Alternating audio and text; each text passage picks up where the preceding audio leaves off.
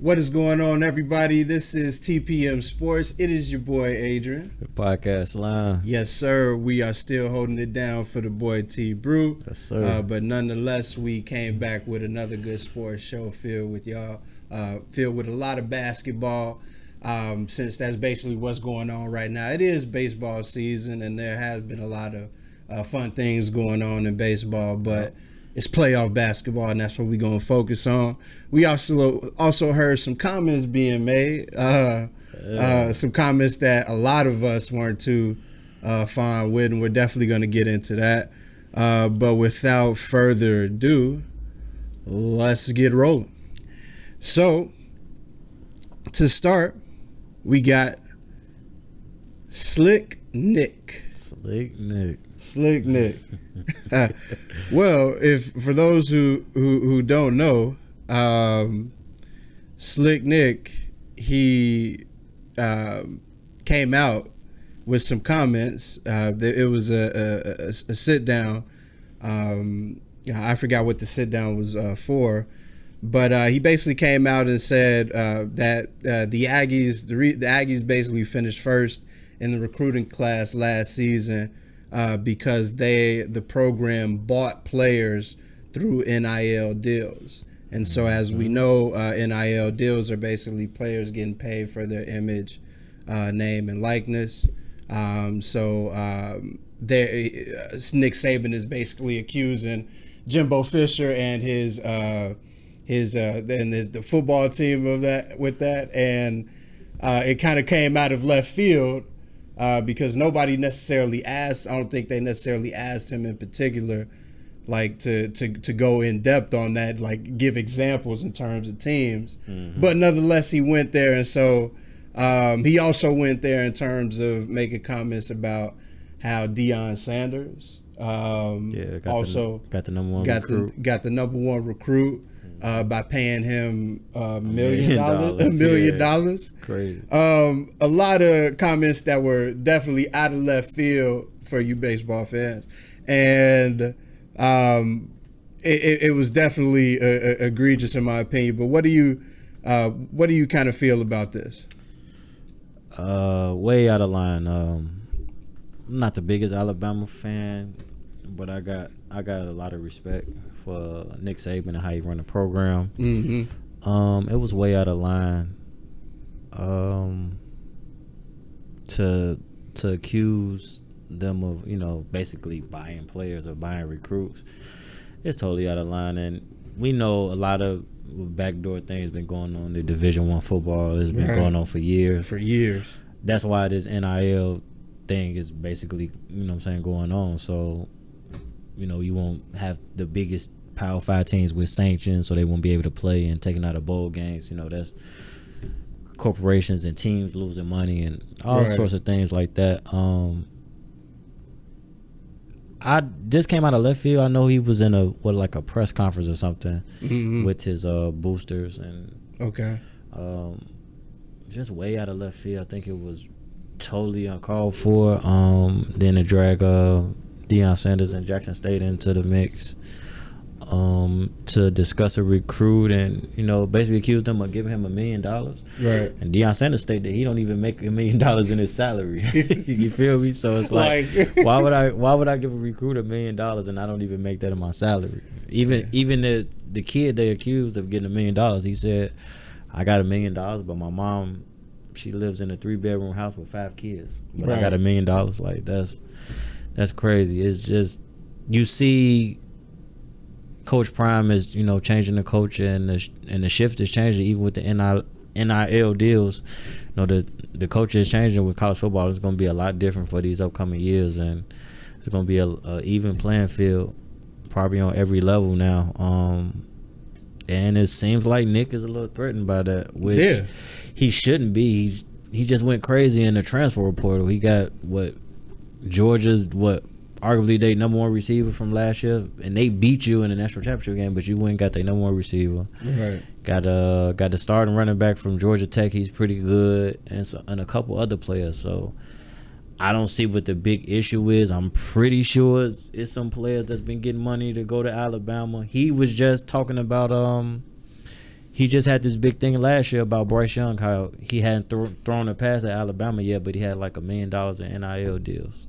So now this year it's a problem because you didn't get the number one recruit out of the class. Or you didn't have the number one recruiting class. You were number 2 in the nation. What's wrong with being number 2 in the nation in recruiting? Right. Y'all Alabama, you know what I'm saying? You have a powerhouse. You're not missing nothing, bro. Right. Like it was uncalled for. He tried to call Jimbo Fisher, but Jimbo Fisher said they done with. He said he done with Nick Saban, and I know that probably hurt him because he come from up under Nick Saban, and they probably had a close relationship, but that was kind of a low blow. So the SEC gonna be real interesting this year. Yeah. I heard he tried to call Prime too, but Prime said they got to have that conversation out loud.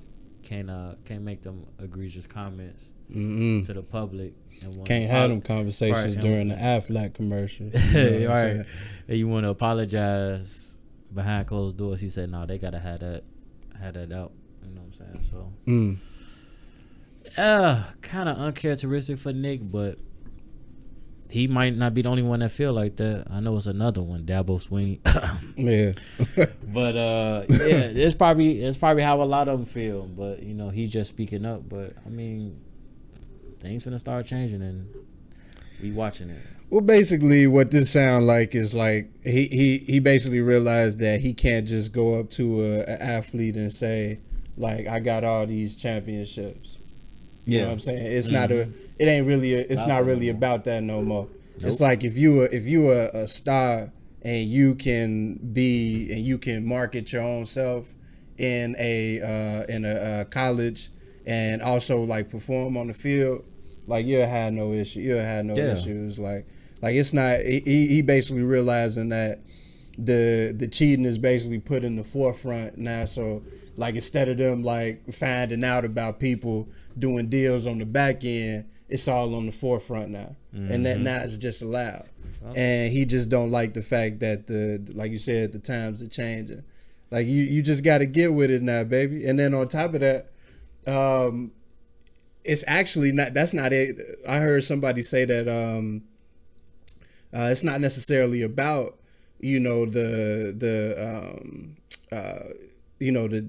deals that they're trying to get with these athletes, but in terms of Texas A&M, they say they got oil money. So the fact that like that's Texas though. Yeah, right. That's Texas, but they can actually go out there and get more donors, get more sponsors to be able to get these athletes and have that type of money. And so it's not even necessarily about like one program's image versus another. Yeah. It's about the fact that they got more money than y'all. Like you, Alabama, and this y'all Texas. winning national championships, and they still just got as much money or more money. Yeah, right. Yeah. So like, it's bigger than that, but at the same time, he just don't like the fact the times changing and it's flipping on him. Like it's not as easy as it used to be. You know, it ain't gonna be that easy. And then on top of that, like you said, Prime changing the wave in a sense where we trying to put more focus on all athletes in every division, every level. Nick, like you can't be slick now, bro. Like and then he had to come out and retract his comments, basically saying like, "Oh yeah, I didn't mean what I said." Like he stood by what he said in terms of the NIL, but he basically said the NIL is silly. Like the NIL itself versus actually directing it towards like a university.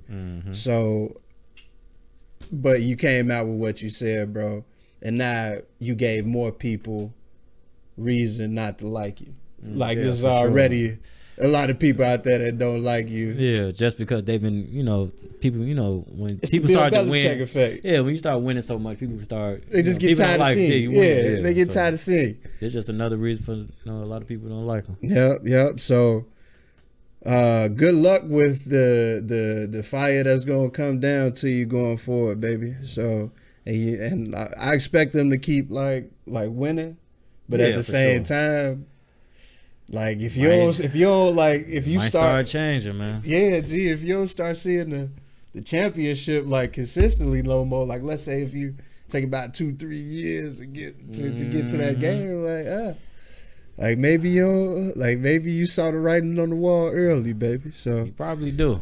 You probably do. So yeah, we'll see what happened with that.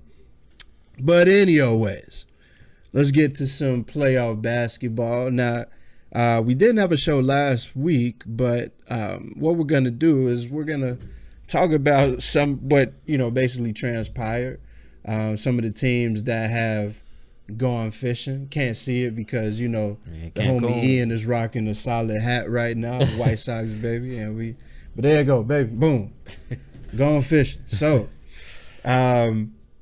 recently, what happened? The Milwaukee Bucks and the Boston Celtics had a grueling series, 7-game series. Yeah. Obviously, Boston ended up, taking that one out in pretty good fashion, 109-81. And also, on the Western side, the Mavericks came back with a dominant win against the Suns. I think weren't they up by like 50 at some point? In 45, the third? Yeah, 45 points at one point. Yeah. At one point, yeah. On the road in hot Phoenix, baby. In hot Phoenix. Game 7. Crazy. Game 7, 123 to 90. Luka went crazy that night, obviously 35, 10, 4. But he got contributions across the board. Dinwiddie 30, 24 from Jalen Brunson. And in that game, there was nowhere to be, Chris Paul was nowhere to be found.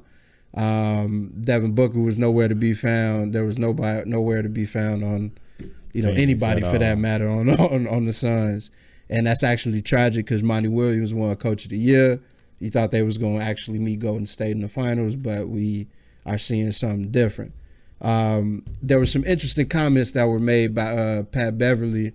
If you guys didn't see on the airwaves, Pat Beverly's been gracing the sports networks for all of us Chi-Town, people that love him.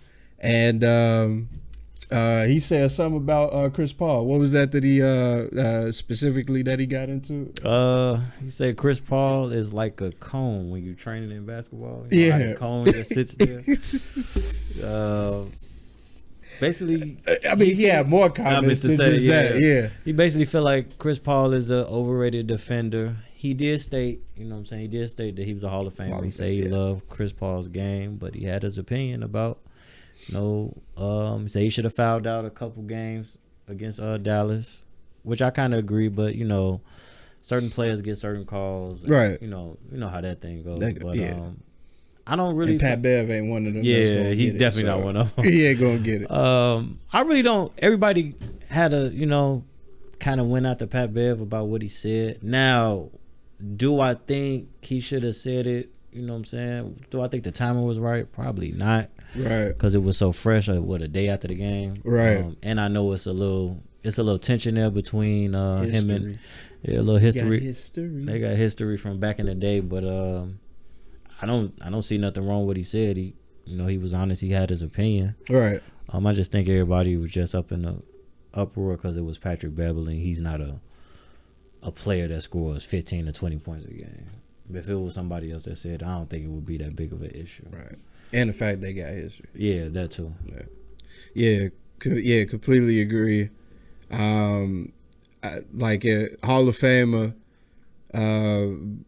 the point, like the perfect image or the perfect point guard that you want in terms of like what a point guard is, but like he have his shortcomings in the playoffs, man, and you can't say he's had injuries, but it's like all of the NBA players say that everybody hurt that time of year. Mm-hmm.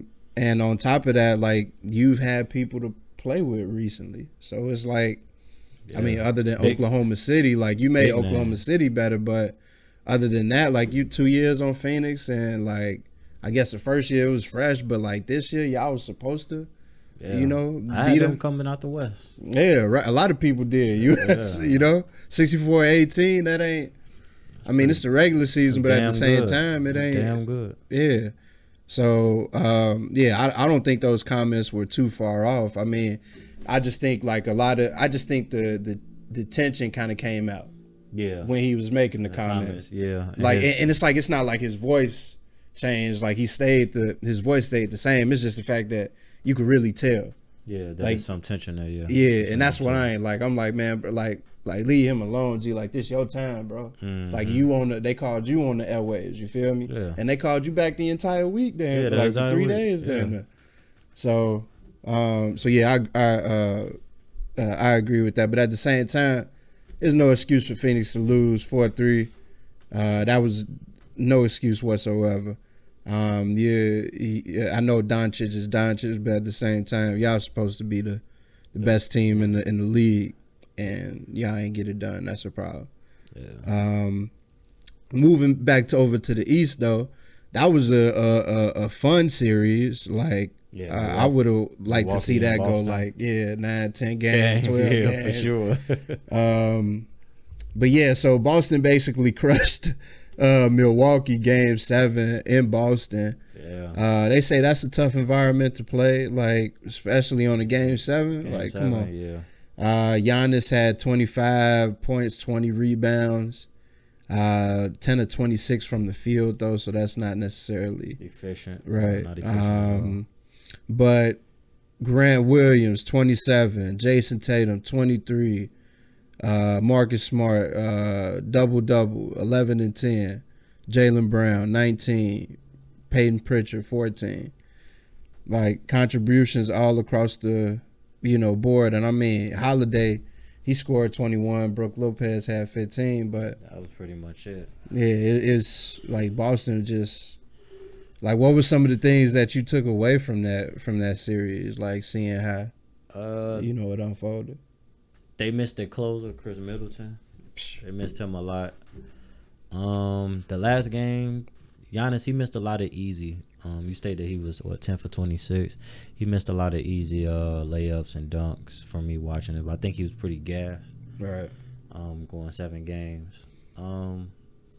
Boston, they played good team ball that last game. Grant Williams got hot after a while. He missed a couple threes in the beginning, but he got hot. He got hot later down the stretch, and they was at home in Boston in the Garden, and it just became overwhelming. And they just played good team ball, and they hit a lot of threes. I think they set a record for Game 7 for threes, I believe. Yeah, they hit a slew of 22 for 55, 40%. Yeah, they went crazy from 3. Yeah. And after a while, it was pretty much over. But I think they did miss Chris Middleton a lot though, being he that closer. Yeah. And then on top of that, you had asking Drew Holiday to be something that he's not really. Like he's a damn good third person to have. Hell yeah. But he's not like he ain't a scorer, and like he ain't score. Like he ain't that. That's not him. Typically his game. Yeah, it ain't typically his game. He could do that in spurts. For sure. He can do it for sure. Yeah, but he'll it's give like you 30, but that's not like, really him on a nightly basis. Bro, and that's where you needed Chris Middleton to run the pick and roll with Giannis, so that way Giannis could get to the basket, and that way that'll leave pretty much Chris Middleton the mid range game all the time, because they gonna watch Giannis roll into the basket. He calls so much attention. But yeah, what I take away from it is, I don't know how Ime Udoka got away from the Brooklyn Nets, but I am pissed because this man is coaching his ass off. And they were talking earlier in the year, like what was it? It was like January. They were like, man. Or like it was December or something like that. They were like, break the team up. Yeah. You made Doka like over his head. Next thing you know, they the best team. They finished the best team in the league, basically. And looked like after, what was it, after All-Star? Yeah. Probably since January. No, yeah, just since January. They were the best team in the league, basically. So Ime Udoka, like I wish the Nets never lost you, because they need this type of direction. They need this type of coaching, leadership, man, because it is effed up over there, man.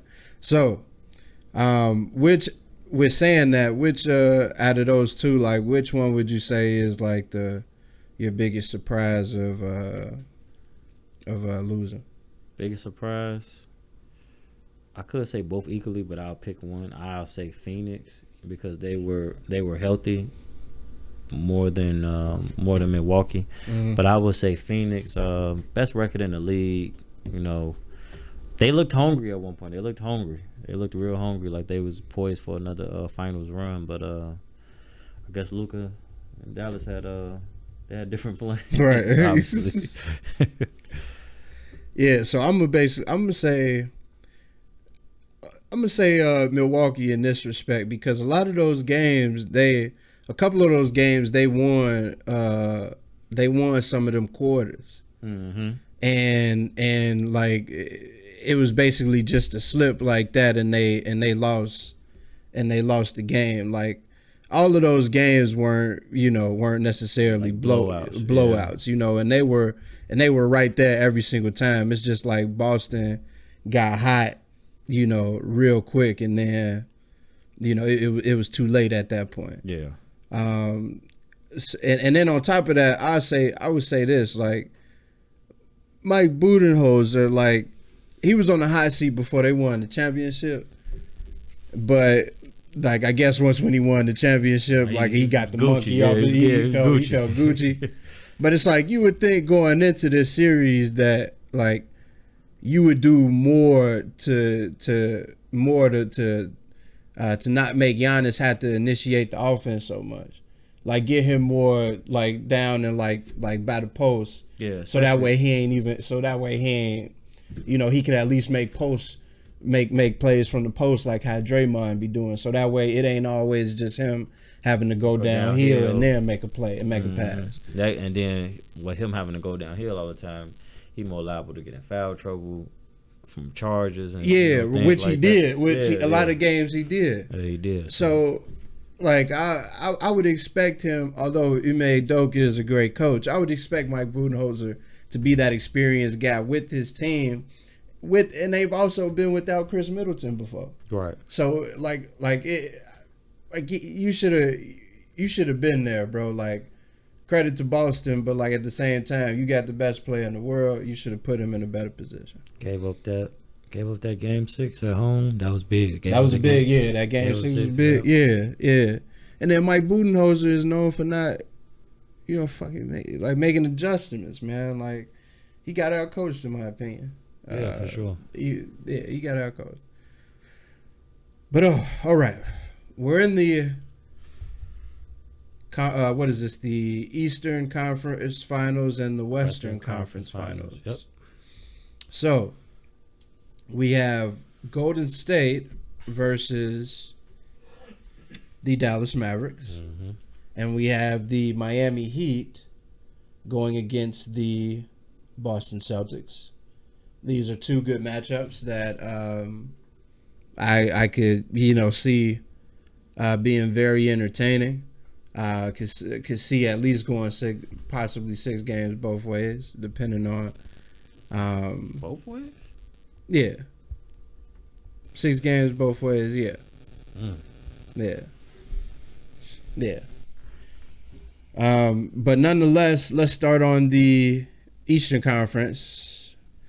Game one was a pretty good game. It started off with the Boston Celtics pretty much like in control in the first half. Jason Tatum was going off. I think he had 17 or something in the first half, or 21 in the first half. Yep. And then out of nowhere that third quarter, which the Boston Celtics are the best third quarter team in the league according to stats and all that. The Heat turned it on. Shout out Stats World. Heat turned it on, and it was over from that. It was curtains from that. Jimmy Butler dropped 41. Jimmy B. 41, 9 and 5 or something like that. And they 118, 107, just a crazy game. And then game two, right around the corner, we flipped the switch. Now, obviously, Marcus Smart wasn't there in the first game. No Al Horford due to the safety protocols. But Marcus Smart was dealing with a mid-foot sprain. But Marcus Smart played this second game. Al Horford played this second game. And it was a complete, excuse my French, shit show from the beginning. A shit show from the beginning. Flip the switch like Drake. It was just flip the switch, bro. It was a complete opposite, went in the opposite direction. 127-102 Boston way. Miami. In Miami. Jason Tatum, 27. Al Horford had 10. Marcus Smart, 24. Jaylen Brown, 24. Peyton Pritchard, 10. Grant Williams, 19. Jimmy Butler had 29. Gabe Vincent had 14. Hero had 11. Oladipo had 14. But it's like, it still didn't matter. Like, Boston just, like, crushed them. Yep, as like, a team. It was ridiculous. Like, what do you say out of these first two games? How it was just one, it was just Miami one way, like just complete drubbing in the third quarter. And then in this game two. I think this was my main concern with Miami. I know they can like be great one night, like, and hats off to Jimmy Butler. Like, I'm not the biggest Jimmy Butler fan, but this playoffs he's been showing up, he's been balling, like he definitely been in his bag. But then, you know, they'll give you a game like game one where, you know, he give you 41 points and almost a triple double, but then they'll turn back around and they'll have an off night like game two, and they'll get blew out by 20. Like, at one point, I think even during the season, they got blew out by the Warriors, and the Warriors had no starters, and they got blew out. You feel me? So they have nights like that, and I think it comes from them having a lot of shooters, and I guess when their shooters don't have a typically good night, they kind of off. And Jimmy Butler, he's a great player, don't get me wrong, but I don't think he's on the superstar level, like, right? Even like on the Jason Tatum level, where he can go out and win a game by himself. I don't think so. I don't think he's on that level. But hats off to him. He's been balling in his playoffs. But that was my main concern with them. I feel like Boston is the better overall team. I think Boston will win the series, but I do think it'll go 7 for sure, though. I do think it'll go 7 for sure. Yeah. Yeah. So yeah, I see it pretty much the same way. Jimmy Butler is that I feel like Jimmy Butler's game doesn't have the offensive game where it's like he could go do like what Jason Tatum, or he don't have like a real flashy game. Yeah, like he gets it on the work off the, like he get it out the mud, as they would say on the court. Like, it's from everything, flashing, like steals, rebound, like transition. Yep. Like he's not really a guy that, like, he can shoot the mid range, but it's like he ain't a killer from mid range. It's a few, but that you think before you get to Jimmy.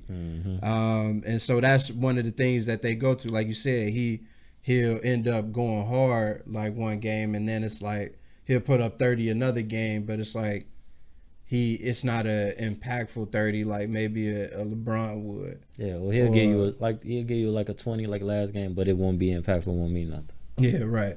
So and then on top of that, credit to them, it's a testament to Coach Eric Spoelstra. Like, they're starting 2 undrafted guys right now. Yeah. In my opinion, like, with the way like Kyle Lowry is moving, like, especially with a hamstring, like, that don't heal overnight. Wow. And like Gabe Vincent, like, he actually hooping out there in my opinion. I feel like Kyle Lowry would probably be a liability.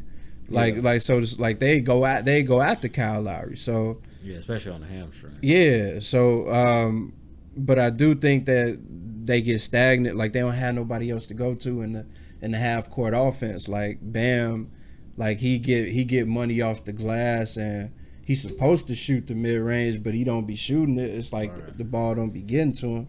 I don't know what's going on. The only reason why I be having faith in Miami, it's like air exposure. Like they do this all the time. They find a way. Yep. Like they just find a way. So that's why I feel like it's going 6 games. Boston definitely gonna win this series though. 6, not 7. No, Boston gonna close them out, G. Boston will close them out, G. I just don't. It's like they got away. Miami got away with Philly because they was going up against James Harden's cousin. Not his cousin, bro. And Joel Embiid. They weren't going up against James Harden and Joel Embiid. Like they was going up against James Harden's cousin and a half Joel Embiid. Yeah. You know what I'm saying? So they got away with being able to have those lows on the offensive end. Mm-hmm. Like you can't expect that from Boston all the time. Like they may have it once or twice, but that's it. Yeah, but that's from any team though. Yeah. So, and they got shooters like out the rip, bro. So, I see it going 6 games for sure, for sure. But we got the Western Conference going on right now. Game 1 for Golden State versus Dallas. What was that score to that first game? I'm actually watching the second game right now as we speak. First game, Golden State won pretty handily. I think it was like 112-87, something like that. Mm-hmm. And so that's what it was? 112-87? I believe so. G, if it was, G, I am on the money, G. I got a memory like a motherfucker. But Golden State pretty much... 112-87, yeah. That's that quarterback in me. So, Golden State... pretty much, it was a close first half. Nobody was really shooting the ball well. The Mavericks had open threes in the first half. They weren't making them. They were pressuring Doncic. He was turning the ball over. Golden State wasn't really shooting that well. And then all of a sudden in the second half, it just like lit up from everywhere. And then they started going crazy. You had 21 from Steph, I think. You had like 19 from Jordan, something like that. Yep. And then it was a contribution from the entire team, and then it was no contribution basically on the Mavericks side. Nah, just one of them nights. Yeah, but now it's game 2 right now, and the score is on a commercial right now. I can't see it, so. But the score right now is 83-76, 2:11 left in the third quarter. The Mavs were actually winning. Before we started the show, the Mavs were winning by... What was it, 72-58 at halftime? 58 at halftime, right. Okay, so 14, 6-point lead. So it's a close game. This would be big for the Mavs to steal this one, but I feel like this will also be a big loss. Because like it seemed like they shooting the ball well. And if they give up this game, I think that'll hurt their confidence. Yeah, right. Like you'll be going home, so you gotta think you'll get one. You know what I'm saying? Nice. But I mean, Curry got 22, Thompson got 10, Looney got 15, Kevon Looney. That's big. Yeah, that's big, but it's like that's not Clay's. You know what I'm saying? Like. Mm-hmm.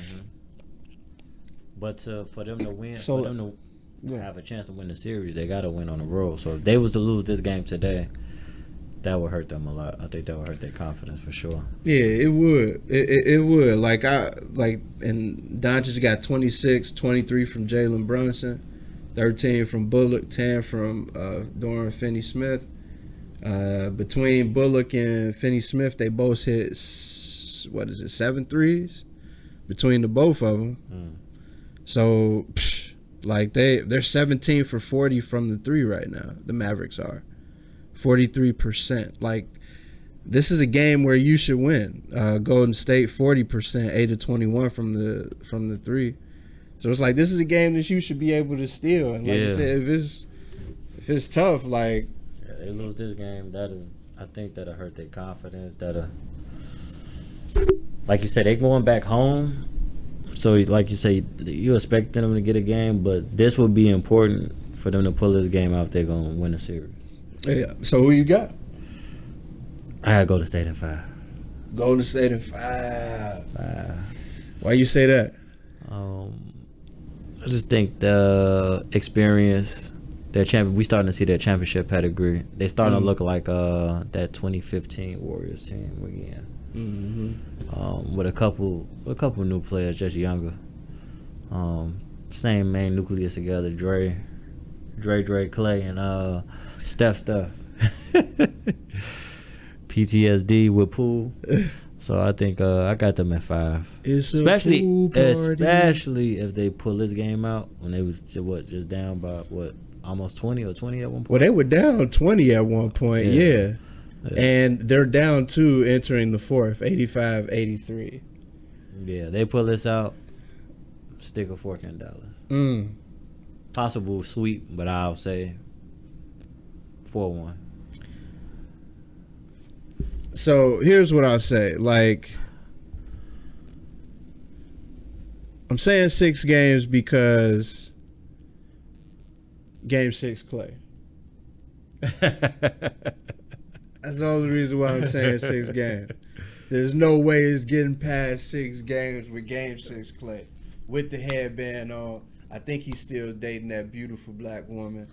Like there's no way.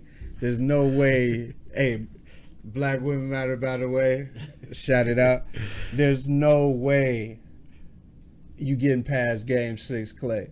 On top of that, if Steph started to heat up, G, he was looking suspect in the Memphis series, yeah. He's starting to shoot it a little bit better. Like, he's 5 of 10 from the 3 right now. Catching fire at the right time. If he starts to heat up, I could definitely see a gentleman sweep 5 games. Yeah. But I'm expecting Luka is the Don. By the way, shout out to T Brew. If you guys weren't following us in the earliest episodes, you would have known that the boy T Brew picked the Mavs from day one. Yep. Said they was going to the finals. Now, he's still technically correct because this is the Western Conference Finals. Yep.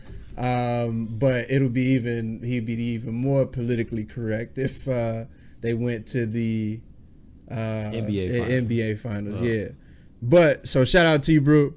That's a solid pick. But I definitely, like I said, Steph heat up. It's a gentleman sweep for sure. But like, ain't no way it's getting past 6 games. Boy, with Game 6 Clay. They can't. Luka ain't gonna be able to win them this series. Can't beat them by itself. He could get another game though. I feel like he can. Yeah, he can get a game for sure. I feel like they could get both of these at home. To be honest with you, both. That's a stretch. I don't know. Yeah. I feel like they could. It'd be rocking it. They do it. They ain't got nothing else to chill for. Dude. They ain't no Cowboys. So I don't know. We'll see. And the Dallas Stars just got eliminated. So I don't know. We'll see though, man. It's pretty exciting basketball right now. I definitely, can't wait to see. Like, I'm just intrigued to see who will win this joint. Like, and in my opinion, it ain't no necessarily like whoever wins it's their league now. Mm-hmm. It's more of a like. I feel like this just shows what team had the. I believe the coach that had the team best prepared, and and more focused and just like the team that had like the most chemistry and basketball, like and versus like just one dominant player a couple of dominant players. Yeah, because although Jason Tatum be going hard. It's like Marcus Smart just went hard, the previous day. Yeah, we might have a night where Jaylen Brown, or Grant Williams, or Al Horford. Yeah, you know what I'm saying. So it's like it's not, and then the same thing with Golden State. Yep. The only team that really got one person is more so Miami and Dallas, but we don't look at Jimmy as like. that superstar. That just that one person, like he'll fill it up if he need to, but it's a hit or miss with that. Right. But other than that, man, we are definitely gonna see how this shapes out. You got anything else to add? No, not in particular. I do got one thing. Okay. Got to get Brittany Griner home. I don't know what's going on with that situation. I know she's still over there. Got the shirt on. Free BG. Y'all see the shirt? Oh, free BG. No. Black woman matter. God, of course, yeah. So you also say God though too. They supposed to be doing like some sort of prisoner exchange. Really? Yeah. They talking to hostage to like negotiators. No decisions has been made, but it's a report that came out saying that they were trying to swap. Yeah, trying to figure out who they gonna swap for her, because they ain't trying to give up nobody really important for a basketball player. Yeah, that's wild, bro. That's wild. But hopefully she come on, man. For some oils. That's crazy. For some oils. That's wild. You got anything, bro? No, sir. That'll pretty much wrap it up. It is TPM Sports. Don't forget to check us out, like, subscribe, and do all you can to share. We appreciate it. For sure. It is TPM Sports. It is your boy Adrian. Podcast Slime, baby. One more question before y'all cut it out. Before we cut it out. Said, do you think it's her fault? You played overseas for years. You know the rules. Do I think it's Brittany Griner's fault? Yeah. Yeah and no. We all make mistakes. It's a simple mistake. Yeah, she probably knew the rules, but it's a simple mistake. We all make mistakes. Nobody's perfect. I think they kind of overdoing it, but it's their rules. It makes it seem like she just left a nuclear weapon over there. Like she fucked up though. Like clearly, because but I mean, then you also gotta realize the facts ain't been presented. Yeah. Right. If she knew the rules, who's to say that they didn't see an opportunity? Yeah. And then considering what's going on in the world. Yeah, world, like period. what's already going on. No, I'm talking about like what's going on overseas anyway. Yeah. With the war and everything. Like that has a lot to do with it too. Russia and United States have always been like, so like in fact, Russia also like fucking with Ukraine, like is in it with Ukraine and stuff like that. So you got to look at it from both ways. Don't have the facts yet, so you got to assume. Got to get a benefit of the doubt. Plus, you also got to say, if she did, those country rules on weed is more harsher. So you definitely got to be, conscious of that. Yeah. Right. So now y'all can cut it out. Yeah. We appreciate that real from the producer Kurt. Yeah, that was shout out to Anthony Price. Okay. Shout out Ant. Yes, sir. Appreciate it. Well, we about to cut out. No more questions. We about to ride out. It is your boy Adrian. Podcast Slime, baby. We out.